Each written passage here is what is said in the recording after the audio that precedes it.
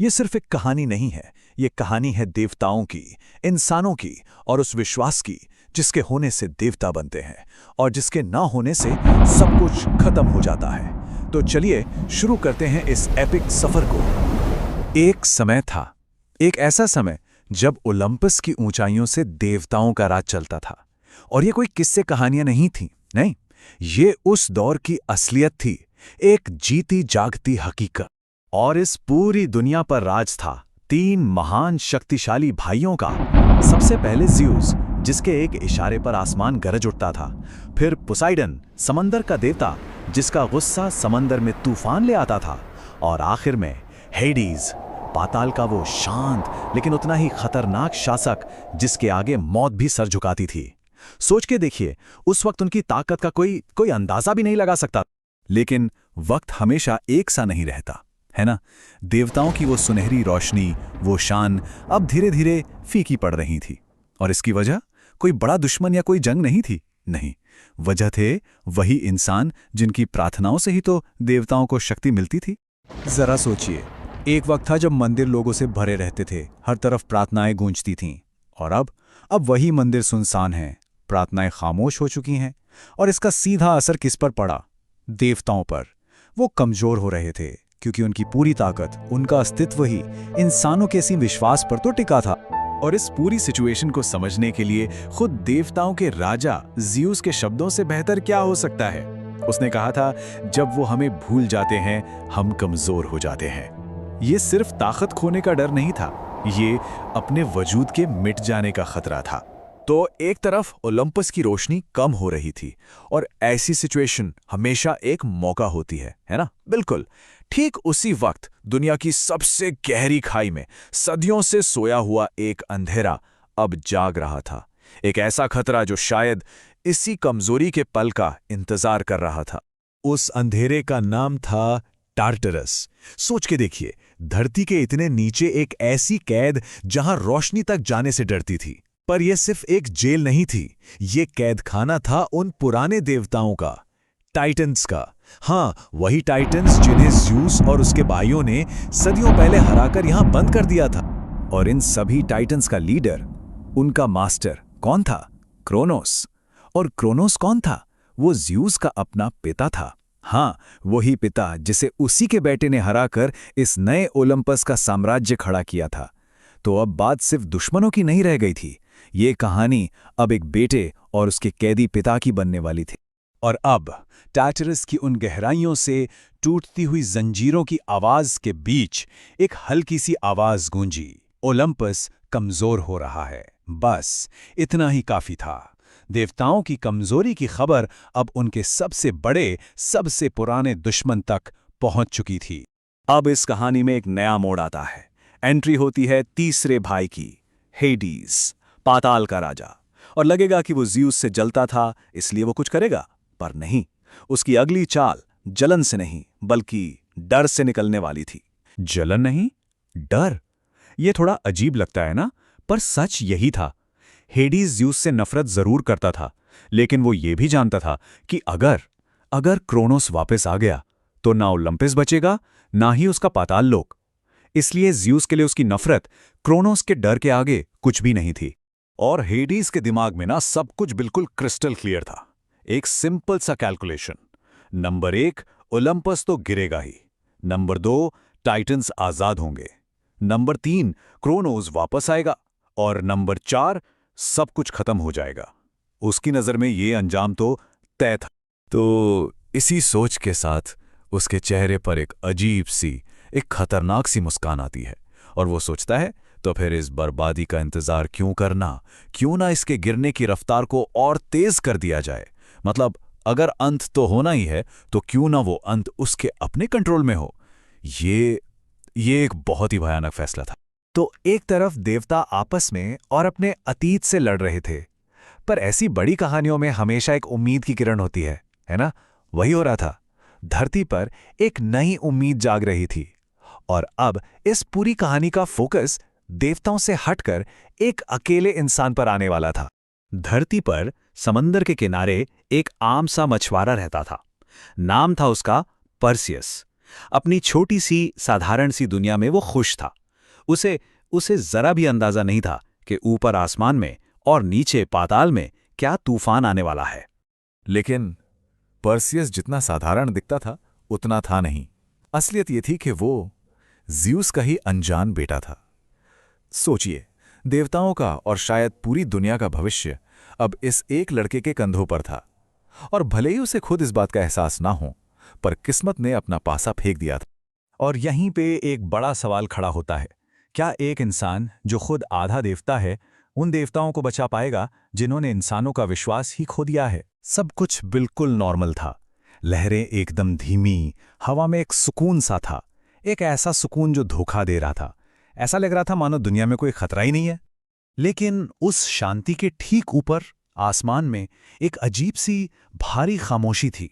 एक ऐसी बेचैनी जिसे कोई कह नहीं सकता था, पर वो साफ साफ बता रही थी कि कुछ बहुत बड़ा और बहुत भयानक होने वाला है।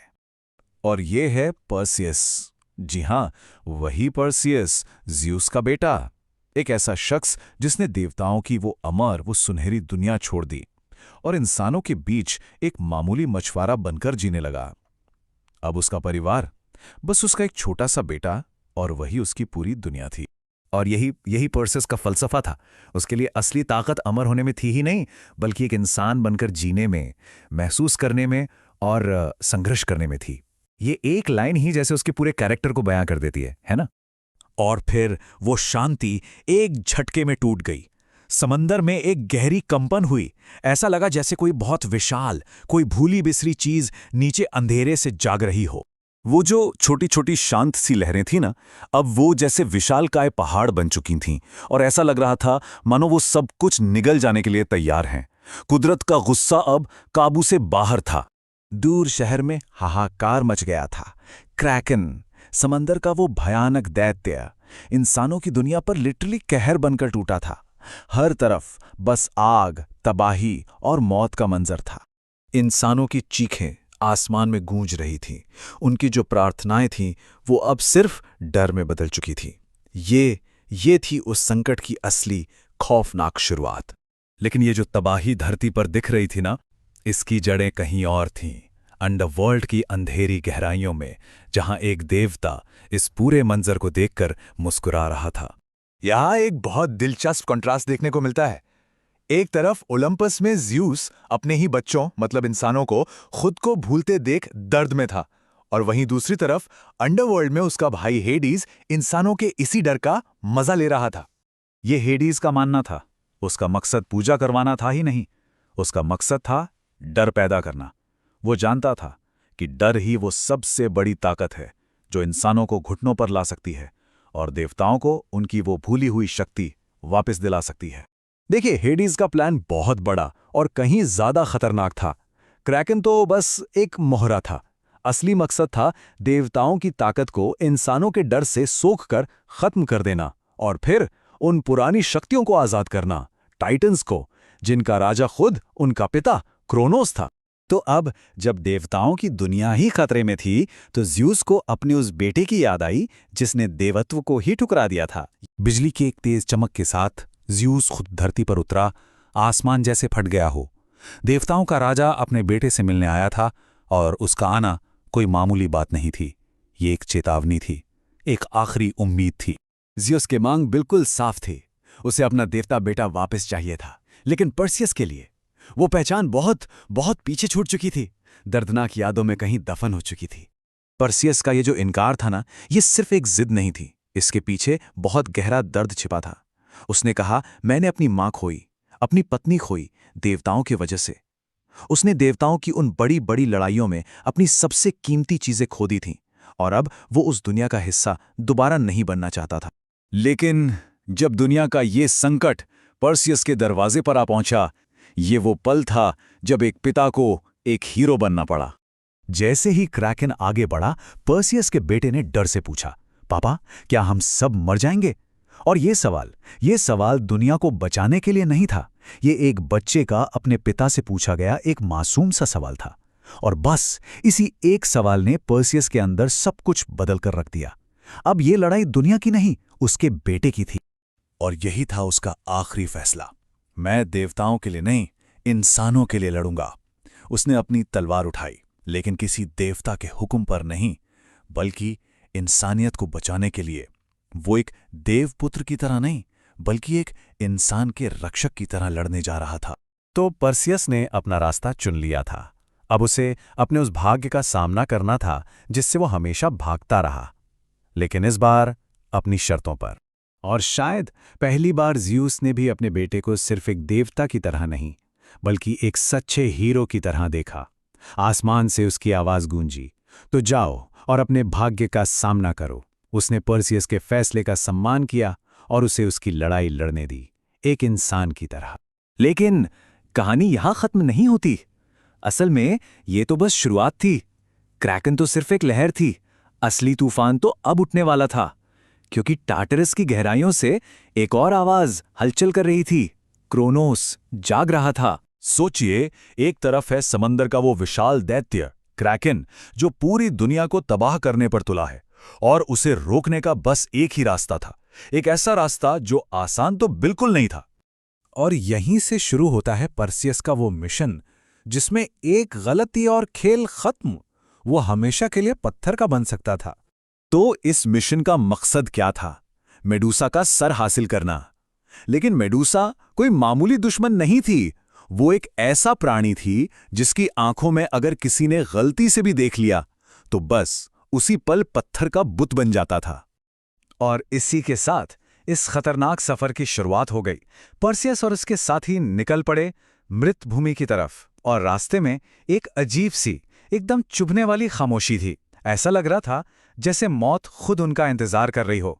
लेकिन तभी उन्हें मिली पहली दिव्य मदद। देवी एथेना आई अपनी चमकती हुई ढाल के साथ, और उन्होंने पर्सियस को एक बहुत ही रहस्यमयी सलाह दी। एक ऐसी सलाह जो आगे चलकर उसकी जीत की सबसे बड़ी चाबी साबित होने वाली थी। तो इस इम्पॉसिबल मिशन के लिए देवताओं ने पर्सियस को सिर्फ सलाह ही नहीं दी। देवताओं के दूत हर्मीज ने पर्सियस को लाजवाब चीजें दी। उड़ने के लिए पंखों वाले सैंडल, एक ऐसी तलवार जिसका वार कभी खाली ना जाए, एक जादुई थैला जिसमें मेडूसा का सिर रखा जा सके, और सबसे जरूरी हेडीज की वो टोपी जिसे पहनकर वो गायब हो सकता था, बिल्कुल अदृश्य।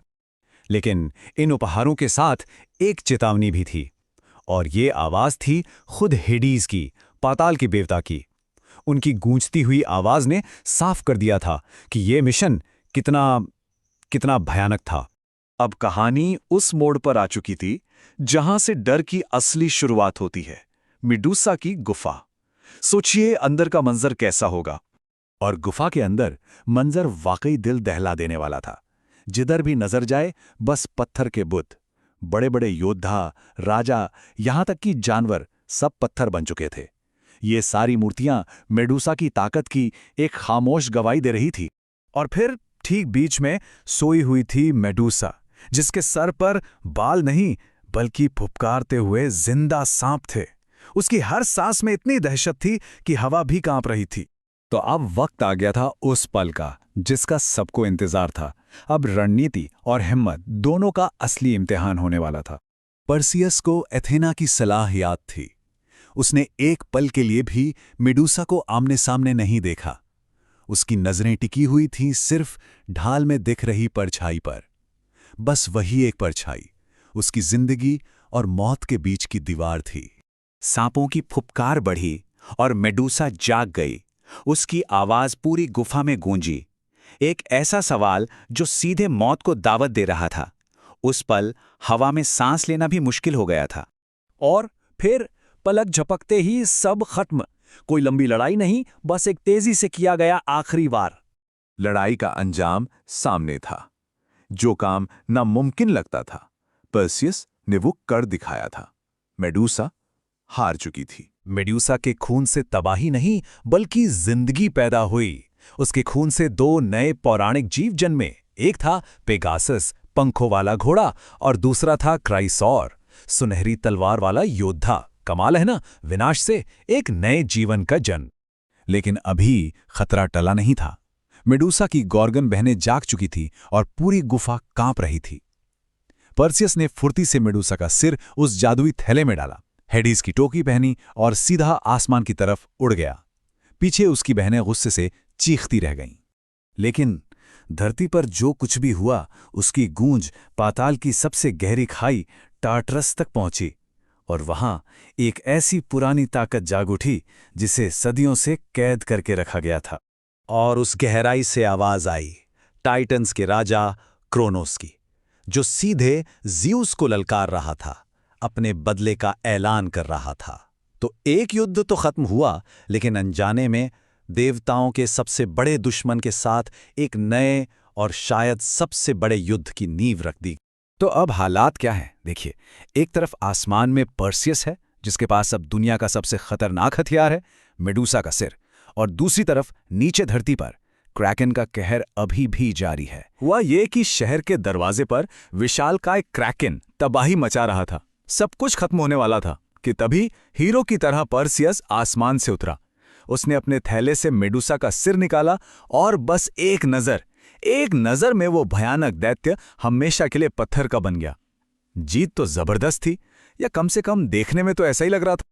शहर तो बच गया, लोग जश्न मना रहे थे, पर इस जीत की असली कीमत कोई और चुका रहा था, ओलंपस के देवता। असल में इंसानों की प्रार्थना और उनके विश्वास के बिना देवताओं की शक्ति लगातार कम हो रही थी, और क्रेकन की इस हार ने उनकी बची खुची ताकत को और भी कमजोर कर दिया। चलिए अब ओलंपस चलते हैं, देवताओं के घर, जहां यह संकट और भी गहरा हो चुका था। डर और मायूसी के इसी माहौल में एक ऐसा सौदा होने वाला था जो पूरी दुनिया को हमेशा के लिए बदल कर रख देता। ओलंपस, जो कभी अपनी शान के लिए जाना जाता था, अब फीका पड़ रहा था। देवता कमजोर हो रहे थे। क्यों? क्योंकि धरती पर उनके मंदिर खाली पड़े थे। ना कोई प्रार्थना, ना कोई डर और ना ही कोई विश्वास। उनकी अमरता, जो उनका हक था, अब खतरे में थी। और इसी कमजोरी के पल में अंधेरे से निकलकर आया हेडीज। उसने एक डरावनी भविष्यवाणी की, अगर देवता गिरे तो टाइटन्स उठेंगे। अपने डर और सत्ता के लालच में उसने वो किया जिसकी कोई कल्पना भी नहीं कर सकता था। उसने अपने ही भाई ज़्यूस को धोखा दिया और कैद में बंद टाइटन क्रोनोस के साथ एक सौदा कर लिया। बस हेडीज के इसी विश्वासघात ने ओलंपस के पतन की कहानी लिख दी। हेडीज के उस सौदे का असर, अरे वो तो फौरन और बहुत ही भयानक था। पाताल लोक की वो जेल टार्टरस, उसकी दीवारें चरमराकर टूटने लगी और उसकी दरारों से वो खौफनाक शक्ति बाहर आने लगी जिसे सदियों से दबाकर रखा गया था। इससे पहले कि कोई कुछ समझ पाता, लावा और परछाइयों से बना एक बहुत बड़ा हाथ सीधा ओलंपस में आया और उसने देवताओं के राजा ज़्यूस को ही अंधेरे की जंजीरों में जकड़ लिया। पूरा आसमान कांप उठा, मानो कायनात खुद इस धोखे पर चीख रही हो। और जैसे ही ज़्यूस को टार्टरस की गहराइयों में खींचा जा रहा था, एक बहुत ही पुरानी गहरी आवाज गूंजी जिसने ओलंपस की नींव हिला दी। वो आवाज थी क्रोनोस की, टाइटन्स का वो राजा जिसे ज़्यूस ने सदियों पहले हराया था। पिता, मुझे याद है, वो जाग चुका था। टाइटन्स का राजा जाग चुका है और उसके दिमाग में सिर्फ एक ही चीज है, अपने ही बच्चों से बदला। तो आखिर ये क्रोनोस है क्या? देखिए, ये कोई आम दानव नहीं है। वो लावा, आग और खुद समय से बना है। उसके विशाल शरीर में हजारों आत्माएं कैद हैं जो उसे लगभग अजेय बना देती हैं। हालत ये थी कि दुनिया मतलब अपनी ही बुनियाद पर बिखर रही थी। टार्टरस, वो जगह जिसे देवताओं की सबसे खतरनाक, सबसे गहरी जेल माना जाता था, हाँ, वही टूट रही थी। और इसके साथ ही मानो हकीकत की चादर ही फट रही थी। और मंजर, हर तरफ बस तबाही ही तबाही थी। आसमान को देखिए, वो नीला नहीं था, बल्कि ऐसा लग रहा था जैसे कोई पिघला हुआ लावा बह रहा हो, आग की नदी। ऐसा महसूस हो रहा था जैसे आसमान खुद ही जलकर खत्म हो जाएगा। देखिए, ये कोई छोटा मोटा खतरा नहीं था। संकट इतना बड़ा था कि समय खुद कांप रहा था। मतलब जो बीत गया, जो चल रहा है और जो आने वाला है, सब एक साथ खत्म होने की कगार पर था। और क्रोनोस का इरादा बिल्कुल साफ और खौफनाक। वो ऐलान करता है, मैंने ही देवताओं को जन्म दिया और अब मैं ही उन्हें निगल जाऊंगा।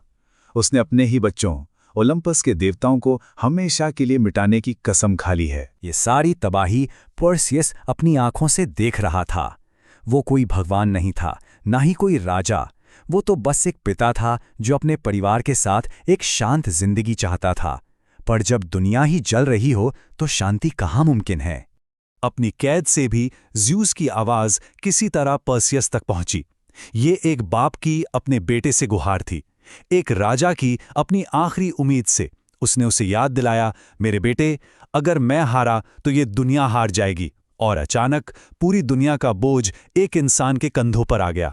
तो ये बात हमें एक बहुत ही मुश्किल सवाल पर ले आती है। जब वो देवता जिनकी जिम्मेदारी हमारी रक्षा करना है, वो खुद को ही नहीं बचा पा रहे, तो फिर हमें कौन बचाएगा? और इसका जवाब पर्सियस ने अपनी तलवार उठाकर दिया। उसका फैसला साफ था, अगर देवता इस दुनिया को नहीं बचा सकते तो कोई बात नहीं, एक इंसान कोशिश करेगा। ये इंसानियत की आखिरी टूटी फूटी उम्मीद थी। तो ये घटनाओं की पूरी कड़ी हमें यहां तक ले आई है। एक खोखली जीत जिसने देवताओं को कमजोर किया, एक भाई का धोखा, एक राजा की कैद, एक टाइटन का जागना और आखिर में एक इंसान का फैसला जिसमें सब कुछ बदलने की हिम्मत है। तो अब हालात ये हैं, ज़्यूस टार्टरस में कैद है, क्रोनोस धरती पर तबाही लाने के लिए आज़ाद है और एक अकेला इंसान पर्सियस उसे रोकने के लिए सीधा अंधेरे के दिल में जा रहा है। आगे क्या होगा ये कोई नहीं जानता। जरा सोचिए, एक ऐसी दुनिया के बारे में जो सिर्फ और सिर्फ अंधेरे से बनी है, जहां कोई सितारा नहीं चमकता, कोई उम्मीद नहीं पनपती। ये वो गहरी खाई है जिसे शायद खुद ब्रह्मांड ने भी भुला दिया है। इस जगह पर पता है, गुजरता हुआ हर एक पल अनंत काल की सजा जैसा लगता है। यहां घड़ियां नहीं चलती, सिर्फ निराशा की गूंज सुनाई देती है। एक ऐसा सन्नाटा जो सीधे आत्मा को चीर देता है। यहां जिंदा रहना मतलब कुदरत का नियम तोड़ना है। यहां ली गई हर एक सांस मानो मौत का दिया हुआ कोई कर्ज है जिसकी कीमत अपनी रूह से चुकानी पड़ती है। यही है टार्टरस, देवताओं का कब्रिस्तान। हेडीज के ये शब्द सिर्फ शब्द नहीं है, ये एक देवता के घमंड का टूटना है। उसके हर लफ्ज में ना सदियों का पछतावा और गहरी हताशा है। वो जानता है कि ये लड़ाई अब सम्मान की नहीं बल्कि जिंदा रहने की है। और तभी कहानी में एंट्री होती है पर्सियस की, एक नश्वर, एक इंसान जो देवताओं की साजिशों से परे देख सकता है। वो हेडीज की आंखों में छल नहीं देखता, बल्कि वो उस डर को देखता है जो एक बेटे को अपने पिता के सामने महसूस होता है।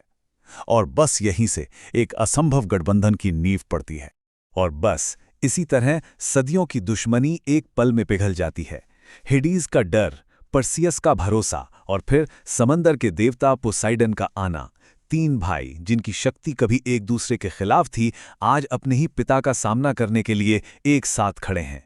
तीनों देवताओं की मिलीजुली शक्ति से धरती का सीना फट जाता है और एक ऐसा दरवाजा खुलता है जिसे हजारों साल से बंद रखा गया था। ये टार्टरस के द्वार हैं, जो किसी और दुनिया में नहीं बल्कि सीधे नरक में खुलते हैं। अंदर का मंजर तो कयामत जैसा है। आसमान से आग बरस रही है, जमीन पैरों के नीचे से खिसक रही है और हवा में लाखों कैदी आत्माओं की दर्दनाक चीखें गूंज रही हैं। यहां रखा गया हर कदम मौत से किया गया एक सौदा है। और फिर दूर आग और पत्थर का एक पहाड़ हिलता है। धीरे धीरे वो एक आकार लेता है और तब देवताओं को एहसास होता है कि ये कोई पहाड़ नहीं है, ये टाइटन्स का राजा, उनका पिता क्रोनोस है, जो सदियों की नींद से जाग रहा है। उसकी आवाज चट्टानों के टकराने जैसी है, समय जितनी ही पुरानी और भारी। वो अपने बेटे ज़्यूस को याद दिलाता है कि कैसे उसने उसे पैदा होते ही निगल लिया था। उसका इरादा सिर्फ बदला लेना नहीं बल्कि अपनी ही बनाई हुई दुनिया को मिटा देना है। युद्ध शुरू होता है। देवताओं का हर हमला उस विशाल टाइटन से टकराकर ऐसे बिखर जाता है जैसे लहरें किसी चट्टान से टकराकर दम तोड़ देती हैं। सोचिए, समंदर की पूरी ताकत वाला पोसाइडन का त्रिशूल क्रोनोस के बस एक ही वार से कांच की तरह टूटकर बिखर जाता है और उम्मीद की पहली किरण बुझ जाती है। पाताल की आग, जो हेडीज की शक्ति का प्रतीक थी, वो एक फूंक से मोमबत्ती की तरह बुझ जाती है। देवताओं का गठबंधन ताश के पत्तों की तरह ढह रहा है। और फिर वो होता है जिसकी किसी ने कल्पना भी नहीं की थी। क्रोनोस अपने बेटे, देवताओं का राजा ज़्यूस को पकड़कर अपने विशाल शरीर में खींच लेता है और उसी पल आसमान से बिजली गायब हो जाती है। पूरी दुनिया पर अंधेरा छा जाता है।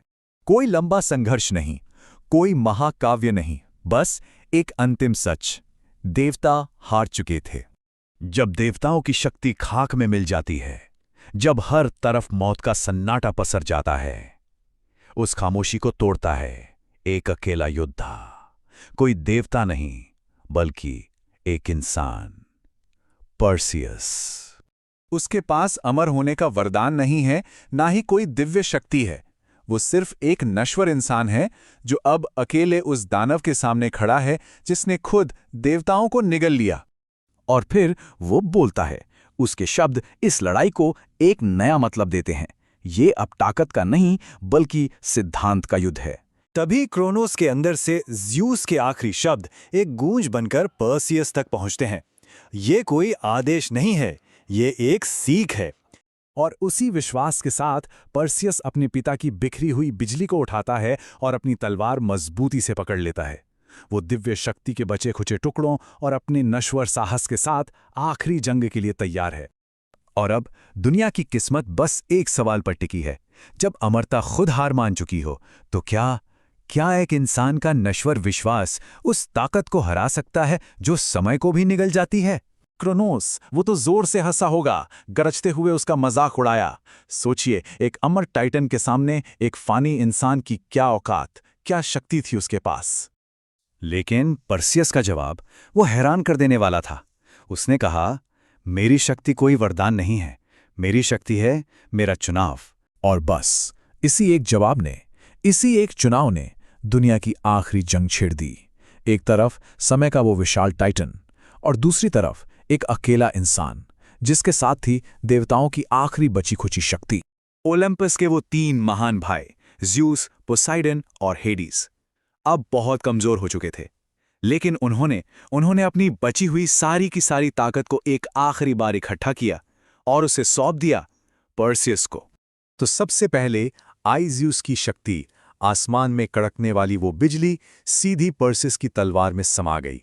फिर बारी आई पोसाइडन की, और उस तलवार में जुड़ गई सारे समंदरों की बेहिसाब ताकत।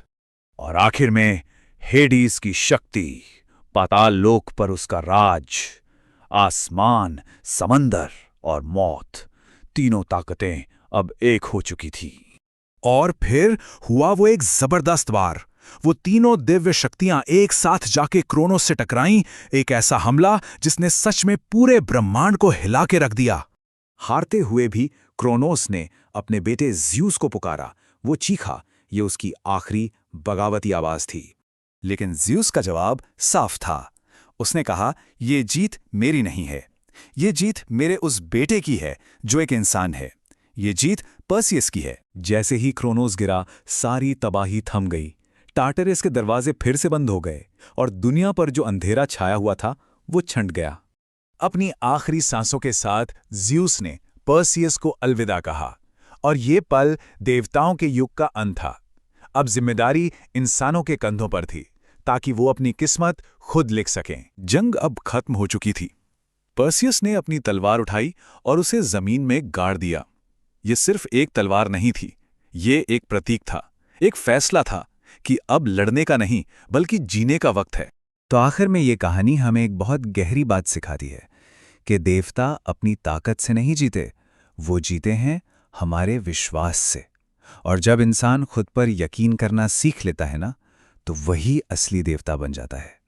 तो सवाल ये नहीं है कि देवता कौन है, असली सवाल तो ये है कि क्या हम इंसान अपनी इस ताकत को संभालने के लिए तैयार हैं।